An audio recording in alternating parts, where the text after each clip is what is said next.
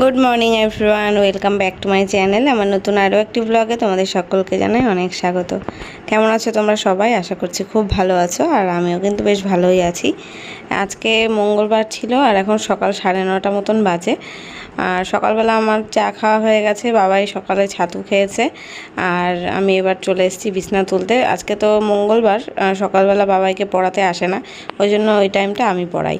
তো বাবাই পড়তে বসেছিল সকাল থেকে, পড়ে এখন এইমাত্র দোকানে গেল। আবার দোকানেও কি খাবে, তাই আমার কাছ থেকে 10 টাকা নিয়ে গেল। বোধহয় ডার্ক ফ্যান্টাসি খাবে, ওটাইও পছন্দ করে।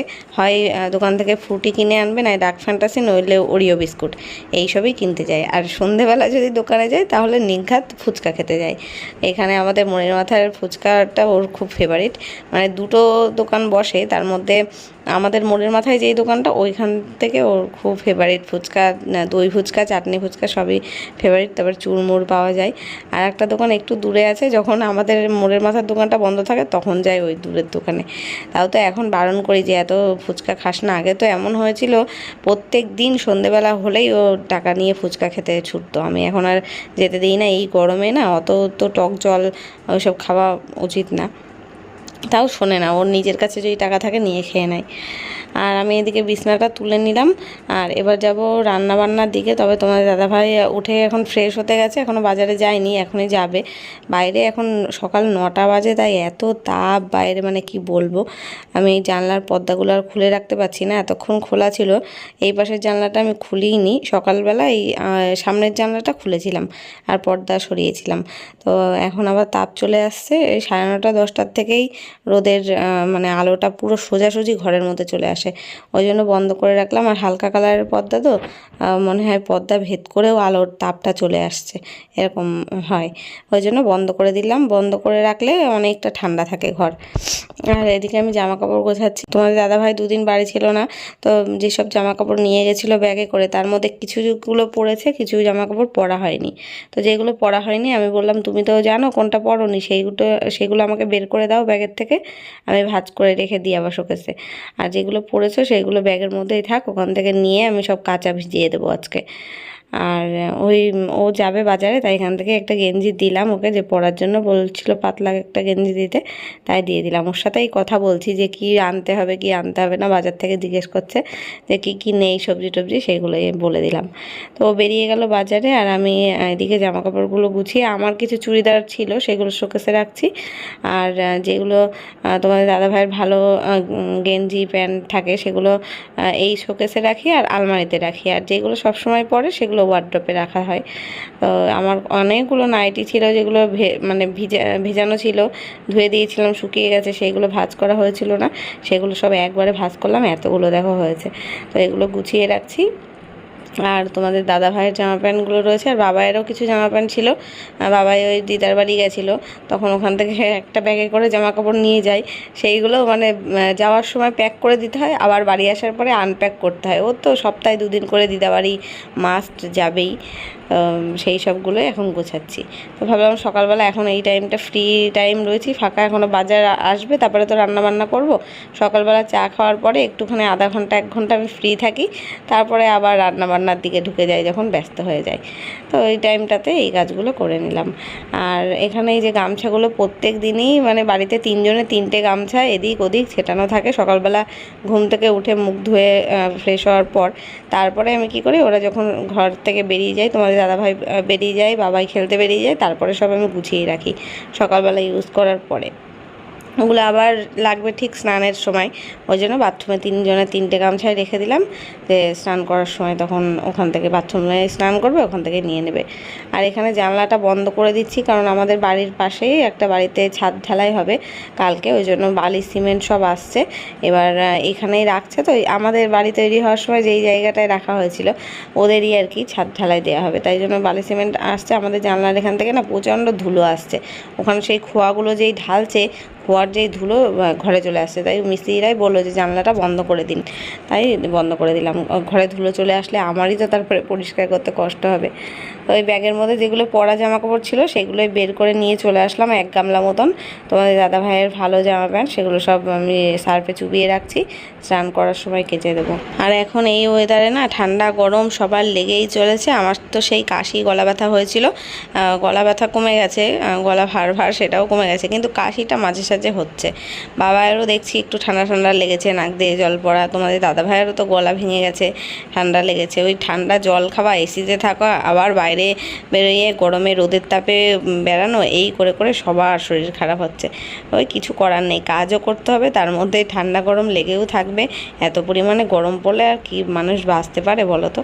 তো তার মধ্যেই সমস্ত কাজও করতে হবে। তো বাইরে বেশ টানা রোদ, ভাবলাম কেচে দিই। আর এই গেঞ্জি প্যান্টগুলো না ওর সব সময় লাগে। আর এখন গরমকাল না, যেটা একদিন পরে যায় সেটা আর দ্বিতীয় দিন পরা যায় না, ঘামের গন্ধ একদম ঘামে ভিজে যায়। এবার সেটাও সার্ফ দিয়ে না কাচলে হয় না। তো এদিকে এই সব কাজগুলো করতে করতে তোমাদের দাদাভাই বাজার থেকে চলে বসেছে, আর বড় একখানা কচু নিয়ে এসছে।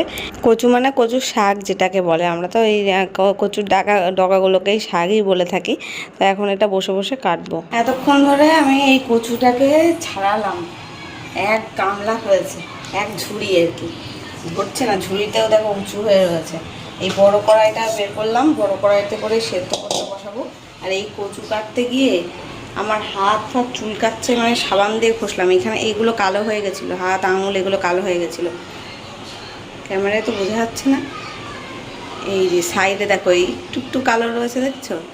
সব ঘষেছি, ওই কী দিয়ে ঘষেছি, আমি বাসন মাজার ওই নুড়ো দিয়ে স্কচ ব্রাইট দিয়ে হাত ঘষলাম, একদম বাসন মাজার সাবান দিয়ে। ওতে লেবু থাকে ওই জন্য লেবু দিয়ে ঘষতে হবে, তাও চুলকাচ্ছে, হাত ফাত চুলকাচ্ছে। এই হাতের এই সব জায়গা পর্যন্ত চুলকাচ্ছে। এতক্ষণ ধরে বসে বসে এই কাটলাম, মানে কটা বাজে দেখো, বাবা 12:30 বেজে গেছে। মানে এই কাটতে প্রায় আধা ঘন্টারও বেশি সময় লেগেছে। ততক্ষণে মাসি এসে ঘর ঝাড় দিয়ে, ঘর মুছে, বাসন মেজে দিয়ে গেল। আর ততক্ষণ ধরে আমি এই কচু কাটলাম। দেখেছিলে তো কত বড় হাইটে ছিল, প্রায় এত আমার হাইটের কচুটা ছিল। আর কাটার পরে এতগুলো হয়েছে, কেটে ছাড়ানো 4টেখানি ব্যাপার। আমার অভ্যাস না তো কচু কচু কাটা, ওই জন্য হাত আরও বেশি চুল খাচ্ছে। যখন এইসব কিছু রান্না করি মা কেটে দেয়, তাই রান্না করি। তো সেদ্ধ বসাবো এখন কচুটা। কড়াইটা নিলাম, জল নিয়ে নিই। এটা রান্না হবে হচ্ছে মাছের মাথা দিয়ে। কালকে ইলিশ মাছ আনা হয়েছিল, মাছের মাথাটা রেখে দিয়েছিলাম না, সেটা দিয়েই রান্না হবে। আগে না কচুটা ডুবিয়ে নিয়ে মধ্যে, তারপরে দেখি কতটা জল লাগে। আর এখন খিদে পেয়ে গেছে, একটু ছাতু খাবো। বাবা 1 হাতে হবে না, দাদা ফোনটা রেখে নিই।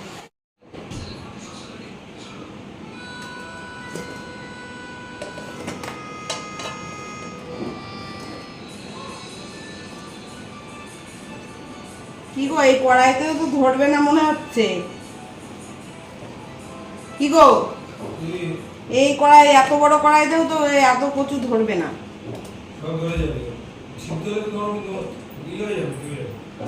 সিদ্ধ হওয়ার আগে যে জল দিয়ে বসাবো, সেটাই তো বসাতে পারছি না। আরে সেদ্ধ হওয়ার আগে যে কচুটাতে দেবো, কি দুবারে তো করতে যাবো কেন, তো সব চার ধরছে না।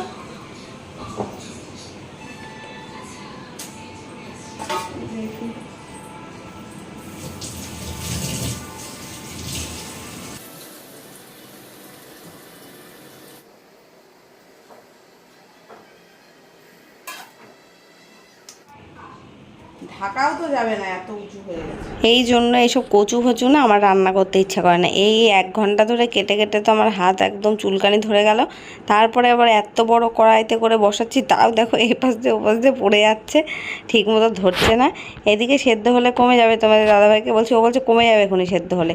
তো সে তো আমিও জানি সেদ্ধ হলে কমে যাবে, কিন্তু যে ঢাকা দিয়ে রাখবো কড়াইতেই তো ধরছে না। কি অবস্থা করে দেখো বসিয়েছি, একদম মনে হচ্ছে উঠলে উপর থেকে পড়ে যাচ্ছে, এতখানি হয়েছে। রান্না করার পরে একদম হয়ে যাবে এখন একটুখানি, কিন্তু এই সেদ্ধ করতে মানে আমার হিমশিম খেতে হচ্ছে। তো দেখি কতক্ষণে হয়। আর এদিকে ওই কচুটাকে ওইভাবে বসালাম, ঢাকনা ঢাকনা তো দিতে পারিনি, অত বড় কিছু নেই যে ঢাকবো। এখন আমার খিদে পেয়ে গেছে, একটু ছাতু গুলবো। তোমাদের দাদাভাইকে বললাম তুমি কি ছাতু খাবে? ও বললো কি হ্যাঁ আমিও খাবো, একটু বলো। তা ও আবার খাবে পেঁয়াজ লঙ্কা দিয়ে। ও তো আবার আমার মতন গুড় দিয়ে বা চিনি দিয়ে খায় না, আর আমি আবার পেঁয়াজ লঙ্কা দিয়ে ছাতুর শরবত খেতে পারি না। তো ভাবলাম ওকে আগে করে দিই, তারপরে আমি বানাবো, মানে আমারটা বানিয়ে খাবো। তো আমি এই যে একটুখানি পেঁয়াজ কেটে দিচ্ছি, আর কাঁচা লঙ্কা দেবো একটা, একটু লেবু দেবো, একটু লবণ দেবো। এর সাথে একটু বিট লবণ হলে না দারুণ লাগে। আমি তো বানিয়ে দিই ওকে ছাতুটা, তারপরে আমি একটু টেস্ট করে দেখি এক চুমুক দিয়ে যে কেমন হয়েছে। তো খারাপ লাগে না, ভালোই হয়। তবে আমার ছাতুর মধ্যে না ওই পেঁয়াজ কাঁচা লঙ্কা ওইসব চেবাতে ভালো লাগে না। এমনি শুধু লেবু দিয়ে লবণ দিয়ে খেলাম শরবত, সেটা আলাদা ব্যাপার, কিন্তু পেঁয়াজ লঙ্কা দিয়ে কী করে খায় তা কে জানে। তো যাই হোক এই বানিয়ে দিচ্ছি ওকে। আর আমার জন্য ওই যে চিড়ের প্যাকেটটা বের করে রেখেছি, আমি একটু চিড়ে দিয়ে ছাতুর শরবত মানে ছাতু দিয়ে বাটির মধ্যে করে আমি তাই বানিয়ে খাবো। তো ওই জন্য ওকে দেখো ফার্স্টে ওই যে পেঁয়াজ লঙ্কা গুলে দিয়েছিলাম, তবে লেবুটা দিতেই ভুলে গেছি, ওকে নিয়ে গিয়ে দিয়ে এসেছিলাম। ও বলছে আমার লেবু দাওনি, তাই আবার এসে ফ্রিজ থেকে লেবু বের করে কেটে তারপরে আবার দিচ্ছি। এবার বাবাই গেছিলো খেলতে, এবার এসে যেই দেখছে ওর বাবাকে বানিয়ে দিচ্ছি ছাতুর শরবত। ও বলছে আমাকেও একটু বানিয়ে দাও। ও কোনোদিনও ওই পেঁয়াজ দিয়ে ঝাল দিয়ে খায় না, কিন্তু আজকে বলছে আমাকেও বানিয়ে দাও। এবার যেই ওকে দিয়েছি ও বলছে না ভালো না, ভালো লাগছে না, খাবো না। সে নষ্ট করলো জানো না। আর আমার জন্য এই যে একটু গুড় দিয়ে ছাতু দিয়ে মেখে নিয়েছি, এটাই আমি খেয়ে নিই, তারপরে দেখবো কচুটার কি অবস্থা হলো। এই যে কচুটা এখন একদম সেদ্ধ হয়ে গেছে, সত্যি সেদ্ধ হওয়ার পর একদম কমে গেছে দেখো। এখনই নামিয়ে দেবো, জল ঝরাতে দেবো, একদম নরম হয়ে গেছে। আর এই পাশে আমি ভাত বসিয়ে দিলাম, ভাত আর কচুই রান্না হবে। আর সমস্ত কিছু মাছের ঝোল টোল ফ্রিজে রয়েছে, সব বের করব। দেখো সেদ্ধ হওয়ার পরে দেখেছিলে কয়টুকুনি ছিল, আর এখন জল ঝরিয়ে জলটা একদম চিপে নিলাম, নইলে যা হাত চুলকাচ্ছিল আমি তো ভাবছিলাম খেলে গলা চুলকাবে। তো চিপড়ে নেওয়ার পরে একদম একটুখানি হয়ে গেছে কচুর শাকটা। আর এখানে পেঁয়াজ কাটলাম, কাঁচা লঙ্কা কাটলাম, আর কয়েক কোয়া রসুন ছাড়িয়ে রাখলাম, এগুলোই দেবো শাকে। আমি না ভুলে গেছিলাম কিভাবে রান্না করতে হয়, অনেক দিন আগে রান্না করেছি তো। মাকে আবার ফোন করে একটু জিজ্ঞেস করে নিলাম, মা কী কী দাও গো কচুর শাকের মধ্যে, কোনো মশলাপাতি দিতে হবে নাকি, মানে কোনো বাটাবুটি দিতে হবে কিনা। তা বললো না না কিছুই দিতে হবে না, পেঁয়াজ রসুন দিয়ে কাঁচা লঙ্কা দিয়ে একটু বেশি বেশি করে ঝাল দিয়ে করতে। তো আমিও তাই করলাম। ফার্স্টে মাছের মাথাটাকে ভেজে তুলে নিয়েছিলাম, তারপর একটু কালো জিরে ফোড়ন দিয়েছি কড়াইয়ের মধ্যে, আর পেঁয়াজ আর লঙ্কা রসুন তিনটেকে একসাথে একটু ভালো করে একটু ভাজা ভাজা করলাম, লাল করে ভেজে যেই কচুটাকে জল ঝরিয়ে রেখেছিলাম সেদ্ধ করে, একদম জলটা চিপড়ে বের করে নিয়েছি ওর ভেতর থেকে, মানে যতটা কচুর শাকের রস ছিল জল ছিল পুরোটাই বের করে ফেলে দিয়েছি, যাতে একদমই গলা না ধরে। তারপরে শুকনো কচুর শাকটাকে তেলের মধ্যে দিয়ে নাড়াচাড়া করছি, আর দেবো লবণ হলুদ আর সামান্য একটুখানি, মা বলেছিল নামানোর আগে একটু মিষ্টি দিস, মানে একটু চিনি দিস, তাহলে খেতে আর একটু ভালো টেস্ট হবে। তো তাই করলাম, একটু তেলের মধ্যে নাড়াচাড়া করে তারপরে খানিকক্ষণ পরে মাছের মাথাটাও দিয়ে দিয়েছিলাম, দিয়ে একটু ভেঙে নিয়েছি, একদম মাথাটা ভেঙে মিশিয়ে নিয়েছি। এই যে এখন দেখো। আর এই পর্যায়ে তোমার দাদাভাইকে একটু টেস্ট করতে দিয়েছিলাম, ও বললো সব ঠিক আছে, নুন টুন ঠিক আছে, একটু কাঁচা কাঁচা আছে, আর একটু ভাজা করো। তারপরে একটু 5 মিনিট মতো ভেজে নামিয়ে নিয়েছি। এখন আমার রান্নাবান্না কমপ্লিট, আর গ্যাস ট্যাস মুছে নিয়েছি, গ্যাস মুছে এই জায়গাটা ক্লিন করে নিলাম। আর সব বাসন তো মাসি মেজে রেখে গেছিলো, আর দু একটা যে হাত মানে খুন্তি হলো বাটি টাটি হয়েছিল সেগুলো আমি মেজে নিলাম, শুধু কড়াইটা রেখে দিয়েছি, ওটা একটু জল দিয়ে রেখে দিলাম। চলো দেখাই কচু শাকটা কেমন দেখতে হয়েছে, জানি না কেমন ভালো হবে না খারাপ হবে, একটু কনফিউশনে আছি। এই যে একদম মাখা মাখা করেছি, ভালো করে ভেজেছি, নইলে যদি গলা ধরে। এটাই গামলাটায় এর মধ্যে রেখে দিয়েছি আমাদের জন্য, এটা ওই দিদি ভাইদের দেবো, তাই বাটিতে বেড়ে রেখেছি। ব্যাস আজকে তো এই কচুর শাক আর ভাত করলাম, গরম ভাত হলো। আর কালকের যে তরকারি সব ছিল ফ্রিজে সেগুলোও বাইরে বের করে রাখলাম। এখানে 3 পিস ইলিশ মাছ রয়েছে, আর এই যে সোয়াবিনের তরকারি, ভেন্ডির তরকারি, এগুলো সব ওই বাড়ির দিদিভাইরা কালকে দিয়েছিল, আমি কালকে চাটনি বানিয়েছিলাম তাও রয়েছে, ওই জন্য আজকে আর বেশি কিছু রান্না করতে হলো না। তো 1:45 বাজে, এখন কেচে কুচে স্নান করে নিই, চলো পরে আসছি। তো বন্ধুরা এখন রাত 9টা বাজে, আর এই যে বাবাই দেখো ঘুমিয়ে পড়েছে। সন্ধ্যেবেলা এসেছিলো মা 7টার সময়, তো সন্ধ্যের থেকে চাটা খাওয়া হয়েছে, মার সাথে গল্প গুজব করছিলাম এতক্ষণ, এইমাত্র মা বাড়ি চলে গেল। তারপরে ভাবলাম ভিডিওটা শুরু করি। গরমে আর মানে নাজেহাল অবস্থা, ইচ্ছাও করে না যে ফোনটা চার্জার থেকে খুলে ভিডিও করি। বেশিক্ষণ ভিডিও করলে আবার ফোনও হিট হয়ে যাচ্ছে, এরকমই অবস্থা। তো এখন কাজ করব একটু, এতক্ষণ চুপচাপ শুয়ে বসেই কাটালাম। সেই সন্ধে দিয়ে উঠে যে চা খেয়েছি, তারপরে ঘরেই এতক্ষণে আমরা এই তিনজনে এই ঘরেই বসেছিলাম। বাবাই তো বসে থাকতে মানে শুয়ে থাকতে থাকতে ঘুমিয়ে পড়লো। মা হাত পা টিপে দিচ্ছিল, ওর হাত পা ব্যথা করছিলো, বলছিল কামড়াচ্ছিল, হাত পা টিপতে টিপতে ঘুমিয়েই পড়েছে। তো মা বাড়ি চলে গেল। তারপরে আমি ভাবলাম তাহলে জামা কাপড় রয়েছে, এই যে সব কেচেছিলাম দুপুরবেলা, সব শুকিয়ে গেছে। এত রোদের তাপ, আমি অত বেলায় কেচেছি, দুপুর প্রায় 1:30টারও পরে, 2টোর সময় হয়তো কেচে মেলেছি। সন্ধে পর্যন্ত 6টা বাজতে না বাজতে সব শুকিয়ে গেছে। এত মোটা মোটা গেঞ্জি যেগুলো এমনিতে শুকায় না, সব শুকিয়ে গেছে। তো ভাবছি ভাঁজ করে রেখেছি, বেশিরভাগই তোমাদের দাদাভাইয়ের ভালো সব গেঞ্জিগুলো, ওই জন্য ভাঁজ টাজ করে রেখে দিই। ভাঁজ করে আবার ওই ঘরে নিয়ে যেতে হবে রাখার জন্য, কিন্তু আমার ইচ্ছা করছে না এখন। ওই ঘরে উত্তপ্ত গরম, ঘরে গিয়ে ফ্যান ছাড়লেও গরম প্রচণ্ড। ওই জন্য এই ঘরটা ঠান্ডা আছে, এই ঘরেই কাজগুলো করবো, করে তারপরে আবার সব ওই ঘরে নিয়ে গিয়ে রাখবো। আর রান্নাবান্না তো দিনের বেলা সেরকম করিনি, ভাত আর কচুর শাক করেছিলাম, আর কিছু নেইও, ভাত একবেলার জন্যই করেছি। রাত্রেবেলা তোমাদের দাদাভাই বলেছিল আজকে বিরিয়ানি নিয়ে আসবে, বাবাই খাবে বলছিল অনেকদিন ধরে। তোমাদের দাদাভাইয়েরও খাবার ইচ্ছা আছে, ওই জন্যই তো রাত্রে নিয়ে আসবে, ওই জন্য আর এখন কিচ্ছু রান্না করবো না। আর দিনের বেলা কচু শাক রান্না করেছিলাম, দুপুরেই আমরা শেষ করে দিয়েছি। মাম্পিদিদের বাড়িতে দিয়েছি, আর আমরা দুজন খেয়েছি, আর অল্প একটু ছিল মাকে দিয়ে দিলাম, কারণ রেখে দিলে আবার সেই বাসিটা কালকে খেতে হবে। তার থেকে মানে ঘর ফাঁকা করলাম। মানে এতটাই সুন্দর হয়েছিল কচু শাকটা যে দুপুরবেলায় আমরা ওই দিয়েই ভাত খেয়ে নিয়েছি বেশিটা। আর মাছের ঝোল সেরকম একটা খাইনি, মাছটা শুধু নিয়েছি, আর কচুর শাক দিয়েই ভাত খাওয়া হয়ে গেছে বেশি। তো যাই হোক, চলো আমি এগুলো গুছিয়ে নিই, তারপর আসছি, দেখতে থাকো। মায়ের বাড়িতে বাবাইয়ের কয়েকটা জামা প্যান্ট ছিল, যেগুলো ওই পরে হয়তো যায়, ভালো জামা প্যান্ট, সেগুলো ওইখানে খুলে রেখে চলে আসে, কিংবা হয়তো ভিজিয়ে দেয়, সেদিনকে আনতে পারে না, পরে যখন মা আসে নিয়ে আসে। তো সেইগুলো আগে ওর বাবাইয়ের জামা কাপড়গুলো আগে খুঁজছি, সেগুলোই খুঁজে আলাদা করে ওকে গুছিয়ে রাখি। ওর আবার খেলার জার্সি আর বাড়ি পরার জামা প্যান্ট, ওগুলো আবার আলাদা রাখতে হয়, নইলে যখন বিকেলবেলা খেলতে যায় তখন খেলার প্যান্ট জামা না পেলে ও সব ওয়ার্ড্রপটা উটকাবে, তখন আমারই খাটনিটা বাড়বে। ওর জামা প্যান্ট যেদিকে থাকে সেদিকেই খুঁজবে। ওই জন্য কী করি, ওর যত জার্সিগুলো আছে না, সব একটা ব্যাগের মধ্যে করে ভরে রাখি, যে বলি ওই ব্যাগের মধ্যে যত উটকাবে উটকা, আমার তাতে কোনো যায় আসবে না, যেটা খুশি ওখান থেকে টান নে, আবার ব্যাগের মধ্যে দলা করে পারিস, যেভাবে পারিস ঢুকিয়ে রেখে দে, তাই করে। দেখো না, এমনিতেই ওই সবসময় এই খেলার প্যান্টগুলো টেরিকটের প্যান্ট তাই পরে থাকবে। আর কি বকা খায় আমার কাছে, যে ঘরের মধ্যে কেন এইগুলো পরে থাকি, সুতির প্যান্ট পরে থাকতে পারিস না? ওই খেলতে যাবে ওই প্যান্ট পরে থাকবে, বাড়িতে ওই প্যান্ট পরে থাকবে, খেলার এত ওর উৎসাহ।